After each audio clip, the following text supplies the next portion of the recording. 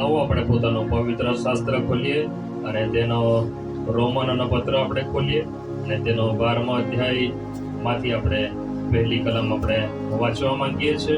રોમનનો પત્ર તેનો 12મો અધ્યાય અને તેની પહેલી કલમ આપણે વાંચવા માંગીએ છીએ. આ વચન હું બોલીશ અને તમારે મારા પાછળ બોલવાનું છે. તેથી ભાઈઓ, હું તમને વિનંતી કરીને કહું છું કે દેવની દયાની ખાતર તમે તમારા શરીરોનું જીવતું, પવિત્ર તથા દેવને પસંદ પડે એવું અર્પણ કરો. એ તમારી બુદ્ધિપૂર્વક સેવા છે. આ જગતનું રૂપ તમે ન ધરો, પણ તમારા મનથી નવીનતાને યોગ્ય તમે પૂર્ણ રીતે રૂપાંતર પામો, જેથી દેવની સારી તથા માન્ય તથા સંપૂર્ણ ઈચ્છા શી છે તે તમે પારખી શકો. વચનની અંદર એવું લખવામાં આવ્યું છે કે તેથી ભાઈઓ, હું તમને વિનંતી કરીને કહું છું કે દેવની દયાની ખાતર તમે તમારા શરીરોનું જીવતું, પવિત્ર અને દેવને પસંદ પડે એવું અર્પણ કરો. એ તમારી બુદ્ધિપૂર્વકની શું છે? સેવા છે. એદનવાડીની અંદર પરમેશ્વરે સગળું કંઈ પણ બનાવ્યા પછી એને પોતાના સ્વરૂપ પ્રમાણે મનુષ્યને બનાવ્યું. એને માટીમાંથી મનુષ્યને બનાવ્યું અને ત્યાર પછી એના અંદર જીવનનો શ્વાસ ફૂંક્યો અને મનુષ્ય એ જીવંત પ્રાણી થયું. અને મનુષ્યને પરમેશ્વર આ પૃથ્વી પર સર્વ કંઈ પણ અધિકાર આપ્યો અને જેથી કરીને પરમેશ્વર એના પોતાના બાળકો તરીકે તેઓને સ્વીકાર કર્યા. અને દિવસના હરેક ઠંડા પહોરે પરમેશ્વર એ મનુષ્યની મુલાકાત કરવાના માટે આવતો. અને દિવસો વીતતા ગયા અને મનુષ્ય જાતે જ્યારે પાપ કર્યું ત્યારે એના પાસેથી જે કંઈ પણ અધિકાર હતો એ એના પાસેથી લઈ લેવામાં આવ્યો. અને ત્યાર પછી મનુષ્ય એ અધિકાર વિહોણો બની ગયો અને અધિકારને ફરી પાછો પુનઃસ્થાપિત કરવાના માટે પ્રભુ ઈસુ ખ્રિસ્તને આ પૃથ્વી પર તમારા અને મારા માટે જન્મ લેવો પડ્યો. આજે પરમેશ્વરનું વચન એમ કહે છે કે આ જે શરીર છે, આ શરીર દ્વારા આપણે પરમેશ્વરને મહિમા આપીએ. એટલા માટે પરમેશ્વરનું વચન એમ કહે છે કે આ શરીરોમાંથી જીવતું, પવિત્ર અને દેવને પસંદ પડે એવું અર્પણ કરો. આ જગતનું રૂપ તમે ન ધરો. લખવામાં આવ્યું છે પણ તમારા મનથી નવીનતાને યોગ્ય તમે પૂર્ણ રીતે રૂપાંતર પામો. આપણે જેવા છે તેવા આપણે આ પૃથ્વી પર નથી રહેવાનું, પણ દિન પ્રતિદિન આપણે નવીનતાને યોગ્ય સંપૂર્ણ રીતે આપણે રૂપાંતર પામીએ કે જેથી કરીને પરમેશ્વરની જે કંઈ પણ ઈચ્છા તમારા અને મારા જીવનમાં છે એ ઈચ્છાને પ્રભુ પરિપૂર્ણ કરે. બોલીએ આમેન. કારણ કે પરમેશ્વરની ઈચ્છા એવી નથી કે કોઈ પણ મનુષ્ય આ પૃથ્વીની સપાટી પરથી એનો નાશ થાય. આજે પરમેશ્વરે તમને મને એવો સમય આપ્યો કે આપણે તેની આરાધના કરી શકીએ, આપણે તેની સ્તુતિ કરી શકીએ, એનો મહિમા કરી શકીએ. એનો મતલબ એ છે કે પ્રભુ તમારા મારા પર આજે પણ એ જ પ્રેમ કરે છે જે હજારો વર્ષ પૂર્વે આ પૃથ્વી પર મનુષ્યને કર્યો. બોલીએ આમેન. આજે પરમેશ્વર તમારા મારા પાસે એ જ સેવા માંગે છે કે આપણા શરીરોનું જીવતું, પવિત્ર અને દેવને પસંદ પડે એવું અર્પણ કરીએ. પણ આજે મનુષ્ય પોતપોતાનો માર્ગ એને લઈ લીધો છે કે જેથી કરીને એ પરમેશ્વરની સી ઈચ્છા તમારા મારા જીવનમાં છે એ માણસ જાત ભૂલી ગયો છે. એટલા માટે જે પ્રમાણે પ્રભુ તમને મને એમ જ કહે છે કે તમારા શરીરોનું જીવતું, પવિત્ર અને દેવને પસંદ પડે એવું અર્પણ શું છે એ પારખી લેવાનો આપણે પ્રયત્ન કરીએ. ઉત્પત્તિનું પુસ્તક તેનો 5મો અધ્યાય અને તેની 21મી કલમની અંદર લખવામાં આવ્યું છે, અને હનોખ 65 વર્ષનો થયો અને તેને મથુસેલા થયો. એને તેનો દીકરો થયો. મથુસેલાનો જન્મ થયા પછી હનોખ 300 વર્ષ દેવના સંગાથે ચાલ્યો અને તેને દીકરા દીકરીઓ થઈ. અને હનોખના સર્વ દાહડા 365 વર્ષ હતા. અને હનોખ દેવની સંગાથે ચાલ્યો અને તે અલોપ થયો, કેમ કે દેવે તેને લઈ લીધો. કેટલું અદ્ભુત એવું વચન આ જગ્યા પર લખવામાં આવ્યું છે કે હનોખના 65 વર્ષના જીવન પછી એને એક દીકરો થયો. અને ત્યાર પછી વચનની અંદર એવું લખવામાં આવ્યું છે કે એ 300 વર્ષ દેવના સંગાથે ચાલ્યો. એનું પણ એક પરિવાર હતું, એના પણ દીકરા દીકરીઓ હતા. આટલી જ કલમોમાંથી એના વિશે લખવામાં આવ્યું છે કે તે અલોપ થયો, કારણ કે તેને દેવે લઈ લીધો. એના માટે સારી એવી વાત એ જ લખવામાં આવી છે કે તે 300 વર્ષ દેવના સંગાથે ચાલ્યો. કેટલા વર્ષ? 300 વર્ષ સુધી દેવની ઉપસ્થિતિની અંદર ચાલતો રહ્યો. કેવી કેવી બાબતોની અંદર એ ચાલતો રહ્યો એનો ઉલ્લેખ શાસ્ત્રની અંદર નથી લખવામાં આવ્યો, પણ મને એવું લાગે છે કે એ રોમનના પત્ર 12મો અધ્યાય અને તેની 1લી કલમની અંદર જે પ્રમાણે લખવામાં આવ્યું છે એ પ્રમાણે કે તે પણ તેના શરીરનું જીવતું, પવિત્ર અને દેવને પસંદ પડે એવું તે અર્પણ કરતો હશે. આ જગતનું રૂપ તે ન ધરતો હશે, પણ પરમેશ્વરની સંપૂર્ણ ઈચ્છા શી છે એ શોધી કાઢવાનો એ પ્રયત્ન કરતો હશે. એ પોતાના બાળકો સાથે પ્રાર્થના કરતો હશે, એ પોતાની પત્ની સાથે પ્રાર્થના કરતો હશે, એ પોતાના દેવ સાથે સનાતન સંબંધની અંદર એ સતત આવતો હશે કે જેથી કરીને સતત અને સતત પરમેશ્વરની ઉપસ્થિતિની અંદર ચાલતો. એના માટે એવું વચન લખવામાં આવ્યું છે કે દેવે તેને લઈ લીધો અને આ પૃથ્વી પર એને મરણ પણ ન જોવું પડ્યું, કારણ કે પરમેશ્વર એના પર પ્રસન્ન હતો. આજે પ્રભુ તમારા અને મારા પાસે એવું કંઈક જીવન જીવવા માંગે છે કે આપણે પણ સંપૂર્ણ રીતે જે પ્રમાણે હનોખ દેવના સંગાથે ચાલ્યો એ પ્રમાણે આપણે જીવનનો પ્રયત્ન કરીએ. હું કોણ છું, કેવી પ્રજામાંથી આવું છું, મારું શું છે આ પૃથ્વી પર, એ દરેક બાબતોને ભૂલીને આપણે એક બાબત તરફ લક્ષ્ય રાખીએ કે આ શરીરો દ્વારા આપણે દેવને મહિમા આપીએ. બોલીએ આમેન. આ શરીર પર કોઈ પણ બહારની બાબતો પર આપણે હાવી થવા ન દઈએ, પણ પ્રભુનું વચન એમ કહે છે જે પ્રમાણે હનોખ પોતાના જીવનની અંદર સંપૂર્ણપણે દેવના સંગાથે ચાલ્યો અને કોઈ પણ બાબતની અંદર દેવે એના જીવનની અંદર ખોડખાપણ, કોઈ પણ પ્રકારે એના જીવનની અંદર ડાઘ કે કરજ કે ન જોઈ અને આ જીવતાઓની ભૂમિમાંથી એને ઉચકી લેવામાં આવ્યો. એટલા માટે યહૂદાનું પુસ્તક તેનો 14મી કલમ શું લખે છે તે પણ આપણે વાંચી લઈએ. યહૂદાના પત્ર તેની 14મી કલમની અંદર એવું લખવામાં આવ્યું છે,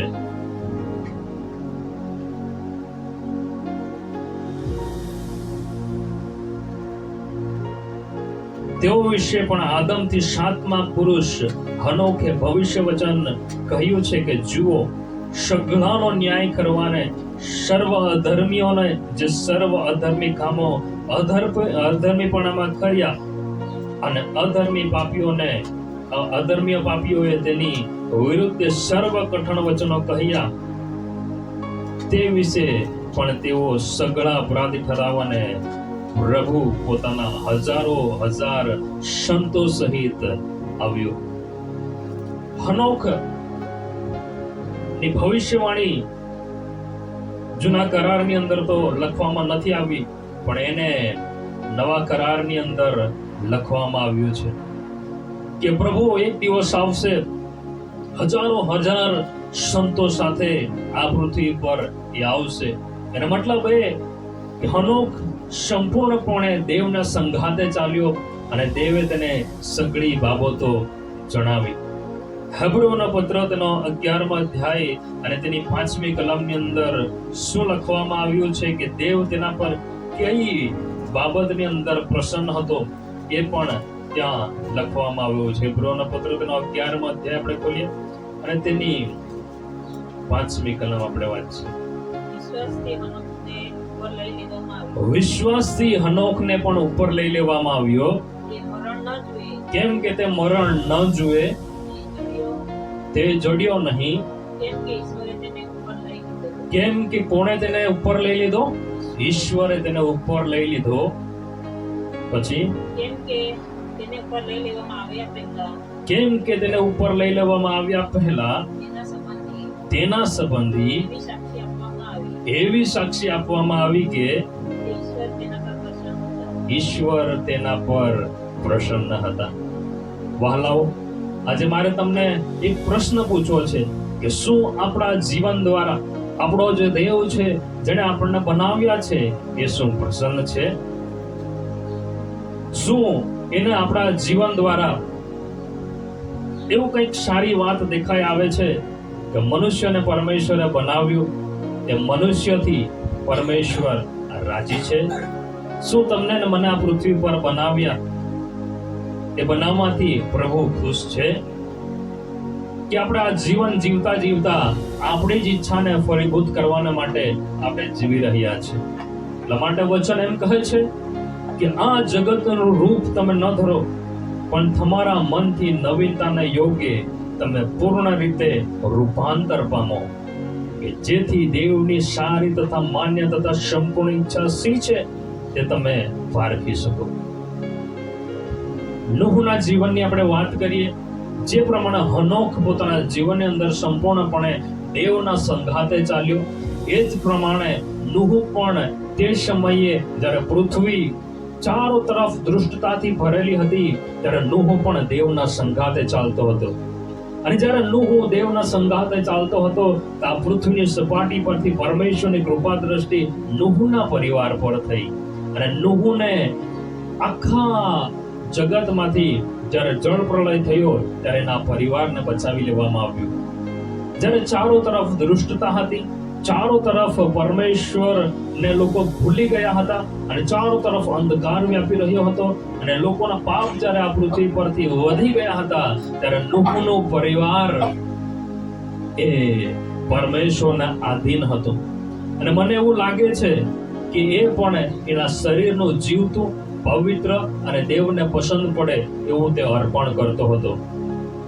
આજે વહાલાઓ, પરમેશ્વર તમને મને એક પ્રશ્ન પૂછવા માંગે છે કે શું આપણું જીવન હનોખના જેવું જીવન છે? શું આપણું જીવન નૂહના જેવું જીવન છે કે જેથી કરીને જ્યારે પૃથ્વીના અલગ અલગ વિસ્તારોની અંદર એ સંકટ આવી પડે ત્યારે પ્રભુ તમને મને એમ કહે કે મેં તને આ પૃથ્વી પરથી પસંદ કરી લીધો છે. અને જે પ્રમાણે સદમ અને ગોમોરાનો નાશ થયો ત્યારે લોતને પરમેશ્વરે પસંદ કર્યો, તે પ્રમાણે મેં પણ તને આ પૃથ્વીની સપાટી પરથી આ જગતમાં જે દુઃખ છે એનામાંથી બચવાના માટે મેં તને બહાર કાઢી લાવવા માંગુ છું. પ્રભુ જે પ્રમાણે ઇબ્રાહીમને કહ્યું કે તું તારા લોકો, તારો દેશ, તારા સગા વહાલાઓને છોડીને જે દેશ હું તને બતાવું છું એ દેશ ભણી તું ચાલ. અને કોઈ પણ વિચાર કર્યા વગર એ ચાલતો થયો, નિસંતાન ચાલતો થયો. એનું કોઈ બાળક નહીં હતું તો પણ એ ચાલતો થયો. એના પાસે કોઈ પણ ધન સંપત્તિ નહીં હતી તો પણ એ ચાલતો થયો. અને પ્રભુએ તેને કહ્યું, આકાશના તારાઓ જો તું ગણી શકતો હોય તો એ ગણીને બતાવ. એના કરતા પણ વધારે પડતા સંતાનો આશીર્વાદ હું તને આપી દઈશ. અને કોઈ પણ આશાને વિચાર કર્યા વગર એ ચાલતો થાય છે. પણ જ્યારે એના જીવનની અંદર એવું લાગ્યું કે હવે મારાથી બની શકે એમ નથી, હવે મારાથી સંતાન ઉત્પત્તિ થઈ શકે એવું નથી, તો એવા સમયે પરમેશ્વરની કૃપા દ્રષ્ટિ તેના પર થાય છે અને પરમેશ્વર તેને જણાવે છે અસંભવને સંભવ કરનાર પરમેશ્વર એ હું તારો સૈન્યનો દેવ યહોવા છું. એટલા માટે પ્રભુ આજે તમને મને એ જ બાબતો જાણ કરવા માંગે છે કે તું પણ સંપૂર્ણપણે પરિપૂર્ણ થા અને મારી સમ્મુખ ચાલ, કે જેથી કરીને દેવને પસંદ પડે એવું આપણે અર્પણ કરીએ. આજે આપણા પાસે સમય છે પરમેશ્વરના આધીન થવાનો. આજે આપણા પાસે સમય છે પરમેશ્વરની ઉપસ્થિતિની અંદર રહેવાનો. આજે આપણા પાસે સમય છે એને આપણું જીવન સમર્પિત કરવાનું.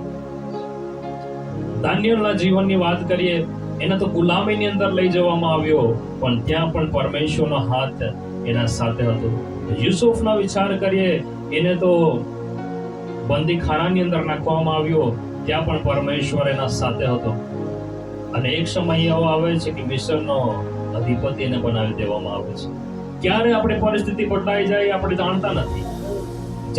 ક્યારે આપણે આપણા જીવનની અંદર સંપૂર્ણ સાજાપણું આપણને મળી જાય એ આપણે જાણતા નથી.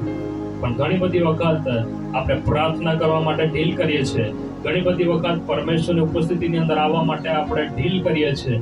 ઘણી બધી વખત આપણા જીવનના કાર્યને લઈને આપણે એવું વિચારીએ છીએ કે આજે હું ચર્ચની અંદર નહીં જાઉં. ઘણી બધી વખત આપણે એવો વિચાર કરીએ છીએ કે હું પરમેશ્વરની આરાધના નહીં કરું. ઘણી બધી વખત એવો વિચાર આવે છે કે હું ઘૂંટણ પર આવીને પ્રાર્થના નહીં કરું. ઘણી બધી વખત આપણે વચનથી દૂર થવાનો પ્રયત્ન કરીએ છીએ. પણ જ્યારે જેટલા સમય આપણે પરમેશ્વરથી દૂર ગયા છે, પ્રભુ આપણને ત્યારે પણ છોડતો નથી. એ હર હંમેશા માટે આપણને હાથ માર્યા કરે છે અને પ્રભુ આપણને એના અનંતકાલિક જીવનની અંદર લઈ જવાના માટે એ આપણને સતત ને સતત દોર્યા કરે છે.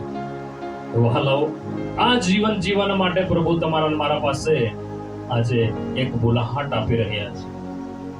આપણું જે કંઈ પણ છે સર્વસ્વ પ્રભુના હાથની અંદર આપી દઈએ.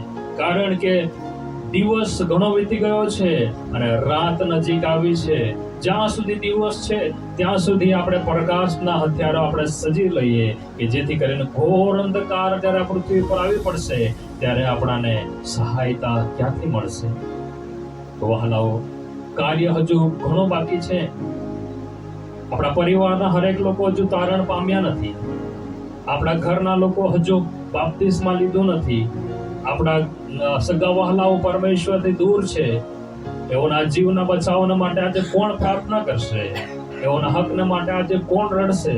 એઓના હકને માટે આજે કોણ ઘૂંટણ ટેકવીને વિનંતી કરશે? પ્રભુ આજે એ જવાબદારી તમને મને આપી રહ્યો છે. એટલા માટે પ્રભુ એમ કહે છે કે તમારે તમારા શરીરોનું જીવતું, પવિત્ર અને દેવને પસંદ પડે એવું તમે અર્પણ કરો. એ જ તમારી બુદ્ધિપૂર્વકની સેવા છે. કારણ કે સમય પૂર્ણ થવા આવ્યો છે અને આપણો વેરી શેતાન જે છે એ ગર્જનાર સિંહની પેઠે જે કોઈ મળે એને ગળી જવાના માટે એ શોધતો ફરે છે. એક સમય આપણા પાસેથી જતો રહેશે. જે પ્રમાણે એ દરવાજો બંધ કરી દેવામાં આવ્યો નૂહના સમયની અંદર, પરમેશ્વરે સ્વર્ગમાંથી જાતે ઉતરી આવ્યો અને એ નૂહના વહાણનો દરવાજો બંધ થઈ ગયો. એ પ્રમાણે તમારા મારા માટે એ દરવાજો બંધ કરી દેવામાં આવશે. એદનવાડીમાંથી જે પ્રમાણે આદમને હવાને હાંકી કાઢવામાં આવ્યા અને એદનવાડીના ફરતે એક તલવાર મૂકવામાં આવી કે જે અગ્નિરૂપી તલવાર હતી. અને ત્યાં એક દૂતને પણ મૂકવામાં આવ્યો કે ફરી પાછો કોઈ પણ મનુષ્ય એ વાડી તરફ નહીં જઈ શકે. અને આદમના માટે એ સમય પૂર્ણ થઈ ગયો કે ફરી પાછા એદનવાડીની અંદર જઈ શકે. આ વહાલાઓ, મધ્યરાત્રિનો પોકાર હતો. વર રાજા આવ્યો અને દરવાજો બંધ કરી દેવામાં આવ્યો અને જે બુદ્ધિમંતીઓ હતી એ વરને સાથે લગ્ન જમણની અંદર ગઈ. આજે વહાલાઓ, પરમેશ્વરનું વચન તમને મને એ જ કહેવા માંગે છે કે દરવાજો આજે તમારા મારા માટે ખુલ્લો છે. એનો મતલબ એવો નથી કે હર હંમેશા માટે ખુલ્લો રહેશે. એ બંધ થવાની અણી પર છે. જે કોઈના કાન હોય એ કાન ખોલીને સાંભળે કે આત્મા મંડળીઓને શું કહે છે. એક સમય આવશે કે જ્યારે દરવાજો બંધ થઈ જશે, ત્યારે પછી આપણા પાસે કોઈ પણ કૃપાનો સમય નહીં રહેશે. ત્યારે આપણે ઠોકવા લાગીશું, ત્યારે આપણે મધ્યસ્થી કરવા લાગીશું, ત્યારે આપણે પ્રાર્થના કરવા લાગીશું. ત્યારે આપણે વચનની અંદર કેવું લખવામાં આવ્યું છે, ચાહે નૂહ આવે, ચાહે એલિયા આવે, ચાહે અયુબ આવે, ચાહે કોઈ પણ પરમેશ્વરના ભક્ત આવીને આપણા માટે મધ્યસ્થી પણ કરે તો પણ એ આપણા માટે મધ્યસ્થી કરી શકશે નહીં. આજે દ્વાર આપણા માટે ખુલ્લો છે. કે આપણે વ્યક્તિગત જીવનના માટે પ્રાર્થના કરીએ. દ્વાર આજે આપણે ખુલ્લો છે, આપણા પરિવારના લોકોના માટે પ્રાર્થના કરીએ. દ્વાર આજે ખુલ્લો છે કે આપણા ગામના લોકોના માટે પણ પ્રાર્થના કરીએ. દ્વાર આજે ખુલ્લો છે કે આપણા દેશના હકના માટે આપણે પ્રાર્થના કરીએ. દ્વાર આજે ખુલ્લો છે કે આપણે પ્રાર્થના સહિત આપણા જીવનના પરમેશ્વરના હાથની અંદર સંપૂર્ણપણે સમર્પિત કરીએ. દ્વાર બંધ થઈ જશે તો આપણે ઠોકવા લાગીશું, પણ આપણા માટે ઉખવાડવામાં નહીં આવશે. વહાલાઓ, વચેલા વચનથી, આ પ્રભુએ આપણને શીખવેલા વચનથી પ્રભુ આજે આપણને ચેતવણી આપવા માંગે છે. આવો આપણે પોતાની આંખો બંધ કરીએ. છે કોઈ એવો મનુષ્ય જેવું કહેવા માંગે છે કે મારા જીવનમાં પ્રભુ ઘણી બધી વખત મેં તમારે દૂર જવાનો પ્રયત્ન કર્યો, ઘણી બધી વખત જીવનના પરિબળોને લઈને મેં તમારા વિરુદ્ધ પાપ કર્યું, તમે મને હાક મારતા રહ્યા પણ મેં તમારું સાંભળ્યું નહીં. આજે સમય તમારા મારા પાસે છે. આપણું જીવન પ્રભુના હાથ અંદર સોંપી દઈએ.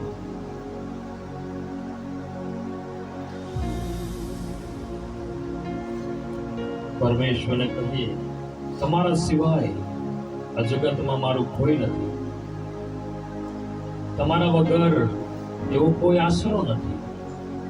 મારે તમારા બાહોની અંદર આવો છે. મારું જે સર્વસ્વ છે એ તમારા હાથ અંદર સોંપવા માંગુ છું. આવો નમ્ર હૃદયે. જો આપણને એવું લાગતું હોય કે આપણે ઘૂંટણ પર આવીને પ્રભુને જીવન સમર્પિત કરવા માંગીએ છીએ, તો આપણે ઘૂંટણ પર આવી જઈએ.